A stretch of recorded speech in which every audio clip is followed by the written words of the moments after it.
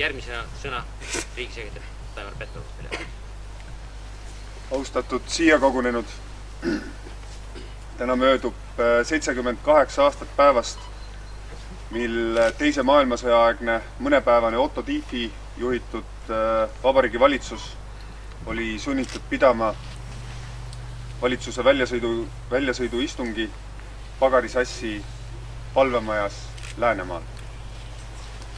Kahjuks jäi see istung Tiefi juhitavale valitsusele viimaseks, kuid istung ise on seda sümboolsem ning selle langetatud otsused seda kaalukamad. Mis asjaoludel pidas valitsus oma istungi mererannal ning mida olulist seal siis otsustab? Vabariigi valitsus oli otsustanud päev varem, 21. septembril 1944 lahkuda Tallinnast Läänemaale. Oli ju Punaarmee mõned päevad varem murdnud läbi Emajõe rindelt ja hoolimata Eesti eest võidelnute vastupanule liikus Tallinna peale. Relvajõudude nappust ei suutnud kompenseerida ka Soomest kodumaale naasnud 72-aastane eruadmiral Johan Pika eeskuju.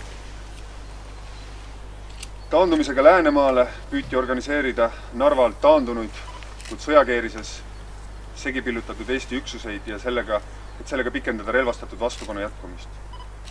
Jõudes 22. septembril Põgari palvemajja, selgus, et side võimalike kaitsetega on katkenud, Tallinn on okupeeritud ja selles sünges sügispäevas tuleb otsustada, mis edasi teha. Ei kaotatud pead, ei kaotatud lootust ja valitsuse liikmed mõistsid, et meie riikluse säilitamiseks peavad nad jätkama võitlust iseseisva Eesti eest paguluses. See otsus lähtus tõsiasjast, et Eesti riigi territoorium oli okupeeritud olnud Nõukogude Liidu ja seejärel Natsi-Saksamaa poolt juba enam kui 4 aastat ning lihtsalt meil ei olnud jõudu, et oma territooriumi kaitsta. See ei olnud allaandmine? Ei. Tiefi valitsus võttis enne sõjaaegselt viimaselt seaduslikult peaministrit Jüri Uluotsalt üle valitsusjuhi ohjad. Taastati Eesti iseseisvus, kuulutati end käimasolevas sõjas neutraalseks ning asuti ette valmistama Eesti kaitsmist. Seejuures anti endale aru, et suure tõenäosusega ei suudeta taasokupeerimist vältida. Just viimast silmas pidades saamegi väita, et valitsuse lahkumine pealinnast Läänemaale, mitte ka laevaga vabasse maailma, oli vastupanuakt. Aga see vastupanuakt ei olnud viimane.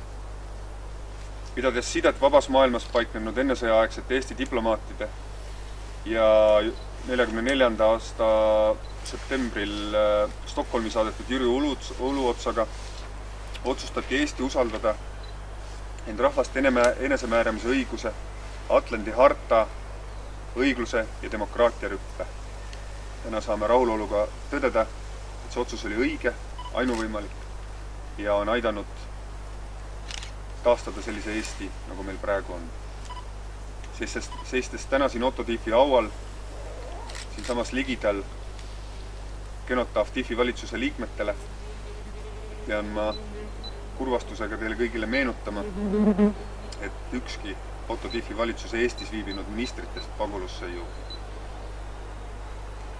Kõik nad tapeti või surid liikestatud Eestis. Aga Tiefi ja tema kaasvõitlejate otsus taastada selles lühikeses ajaaknas 1944. aastal Eesti iseseisvus, organiseerida täiesti idealistlikku utoopilist vastupanu, ohverdada oma vabadus Eesti eest, just see fakt andis jõudu sadadele tuhandetele eestlastele läbi terve okupatsiooni aja nii kodu Eestis kui paguluses. Kanda südames ja mõtetes usku, et kunagi tuleb aeg, mil Eesti on taas vaba.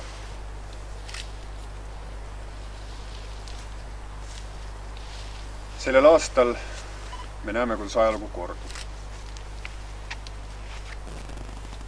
Seesama Vene sõjamasin jahvatab jälle, hävitab jälle, seda korda mitte Eestis, küll Ukrainas. Meil kõigil on oma perekondade oma vanavanemate lugude kaudu vahetu kogemus sellega, mis juhtus 40ndatel Eestis. Ja nüüd me näeme seda uuesti kordumas Ukrainas.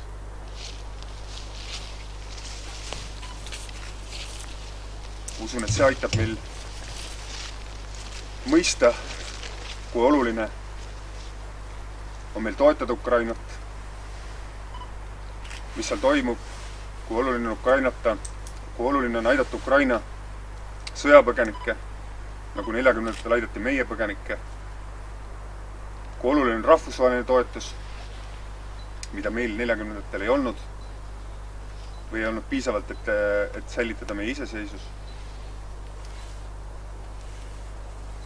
Ja kui oluline on olla valmis ise vastu hakkama vaenlasele, kes meid ohustab. Lõpetuseks tahan ma kummardada Otto Tiefi kui Eesti Vabariigi küll kõige lühemat aega reaalselt valitsusohti hoidnud, kuid seest ühe kõige kaalukama otsuse teinud valitsusjuhi ees.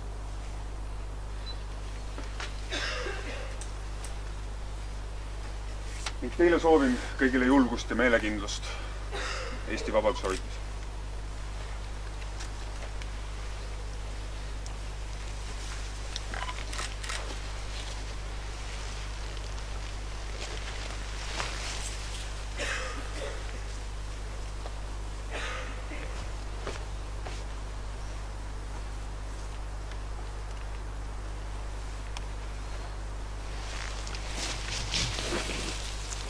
Nii, aitäh, Taimar. Kas keegi soovib veel sõna võtta või asetada lillekimpu või küünad, siis praegu on aeg selleks.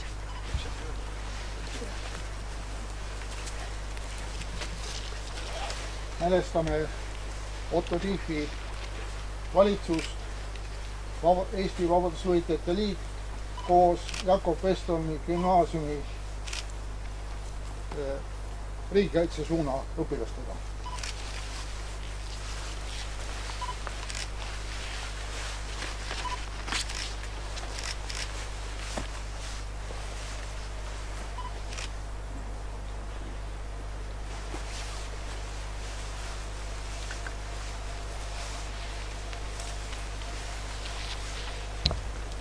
Siia kalmu kõrvale on veel maetud teine Otto Tiefi valitsuse üks ministritest, Arnold Susi, kes veetis pärast sõda pikad aastad vangilaagris ja seejärel asumisel Krasnojarski krais Voltšonikidze oblastis.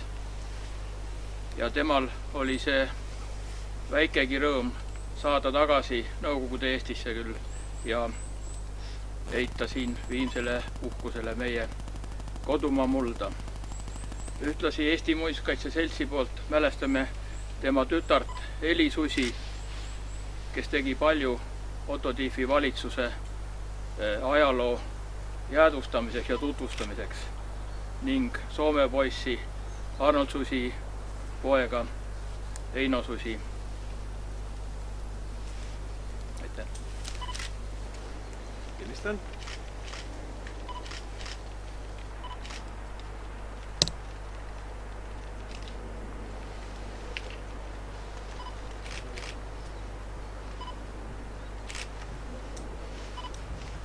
Aitäh! Ise, jah. Lähme bussi siis. Kenotappi juures paneme ka veel. Lähme veel Kenotappi juures läbi.